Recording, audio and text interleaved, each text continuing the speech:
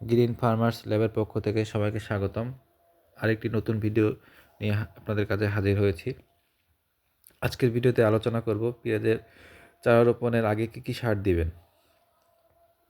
চাষি ভাইরা, শীতের মৌসুম চলছে, চারদিকে পেঁয়াজ লাগানোর জন্য আমাদের চাষি ভাইরা ব্যস্ত সময় পার করছেন। পেঁয়াজের চারা রোপণের আগে জমিতে কী সার দিবেন সে সকল বিষয় নিয়ে আজকে আলোচনা করব। আপনাদের সাথে আছি আমি মোহাম্মদ আরিফুর রহমান।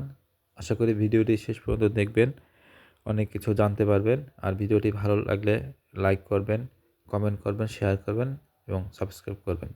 আর কোনো কিছু যদি জানতে চান কমেন্টে কমেন্ট করুন, আমি ইনশাল্লাহ আপনাদের কমেন্টের উত্তর দেওয়ার চেষ্টা করব। চাষি ভাইরা, পেঁয়াজের চারা রোপণের আগে জমিটিকে ভালোভাবে চাষ দিতে হবে এবং মাটিগুলোকে ঝুরঝুরে করতে হবে। আপনারা দেখতেই পাচ্ছেন জমিটি খুব সুন্দরভাবে চাষ দেওয়া হয়েছে এবং মাটিগুলো খুব সুন্দরভাবে ঝুরঝুরে করা হয়েছে। এখানে 3টি চাষ দেওয়া হয়েছে।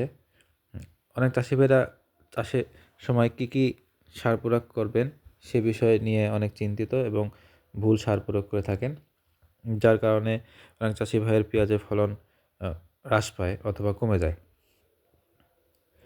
পেঁয়াজের চারা রোপণের একদিন আগে জমিতে শেষ চাষ দিয়ে সবগুলো সার একসাথে মিশিয়ে ছিটিয়ে দিতে হবে। আপনারা দেখতে পাচ্ছেন চাষি ভাইরাই সারগুলো ছিটিয়ে দিচ্ছে। চাষি ভাইরা, এক এক অঞ্চলে সার দেওয়ার নিয়ম এক এক রকমের। আমাদের অঞ্চলে চাষিরা পেঁয়াজ রোপণের আগে শেষ চাষের সময় মূলত ডিএপি সার, এমওপি সার, জিপ সার, বোরন, সালফার, দানাদার বিষ, হিউমিক সার এগুলো দিয়ে থাকেন। এখানে ইউরিয়া আর দস্তা সার দেওয়া হয়নি। আর এই অঞ্চলের চাষিরা ইউরিয়া এবং দস্তা সার যখন দ্বিতীয় সেচ দেয় তখন প্রয়োগ করে থাকেন। ইউরিয়া দস্তা দ্বিতীয় সেচ সময় প্রয়োগ করে তারা সেচ দিয়ে থাকে।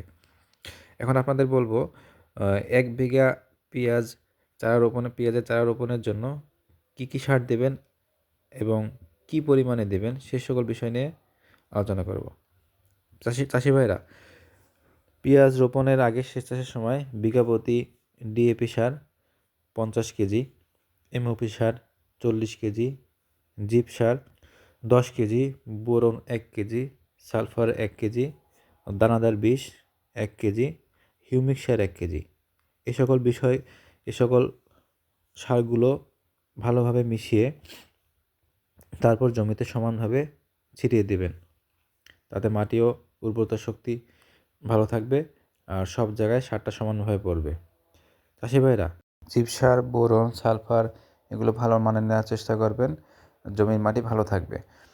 আজকে এই পর্যন্ত। সবাই ভালো থাকেন, সুস্থ থাকেন। আল্লাহ হাফেজ। আবার দেখা হবে নতুন কোনো ভিডিওতে।